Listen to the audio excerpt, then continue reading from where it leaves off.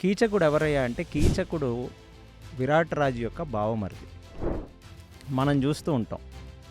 So చాలా సినిమాల్లో గాంధార రాజు కూతురైన గాంధారి, శకుని వీళ్ళిద్దరూ కలిసి ధృతరాష్ట్రుడి దగ్గరే ఈ కురు సామ్రాజ్యంలోనే వాళ్ళు బ్రతుకుతూ ఉంటారు కదా. అది చాలామంది ఏమనుకుంటారంటే, అంటే దానికి రకరకాల స్టోరీస్ చెప్పారు. అసలు శకుని ఎందుకు అక్కడ ఉన్నాడు, సో సినిమా వాళ్ళు దాన్ని రకరకాలుగా చూపించారు.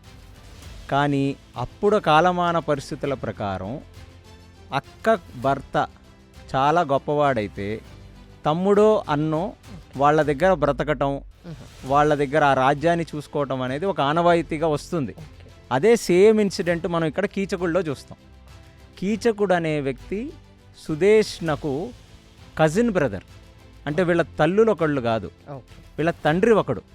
సో కైకేయ రాజు అని, కైకేయ అనేది మనం దశరథుడి దగ్గర కూడా కైకేయి అని వింటాం కదా, అలా కైకేయ రాజ్యం.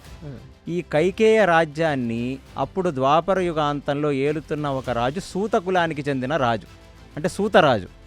కర్ణుడు సూతుల దగ్గర పెరిగి వచ్చాడు, అందుకే రాజ్యానికి చాలా కష్టపడ్డాడు అని అంటాం కదా. ఇంకా ఇలాంటి సిట్యువేషనే ఇంకొకటి జరుగుతుంది. కైకేయ రాజే ఒక సూత కులానికి చెందినవాడు.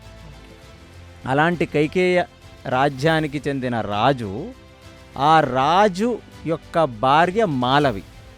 ఆ మాలవికి పుట్టిన పిల్లలే ఈ కీచకుడు, తర్వాత 105 ఉపకీచకులు. వీళ్ళందరూ కూడా కైకేయ రాజు యొక్క పిల్లలే వీళ్ళంతా. కానీ కైకేయ రాజు కథ పూర్వం జరిగిన పెళ్లిలోంచి పుట్టిన వాళ్ళ కూతురే సుదేష్ణ. సో సుదేష్ణ కీచకులు ఇద్దరు స్టెప్ మదర్స్ అనమాట. ఇద్దరు వేరే వేరే తల్లులకు పుట్టిన వాళ్ళు, ఇద్దరు కేకేయ రాజుకి పుట్టిన సంతతే.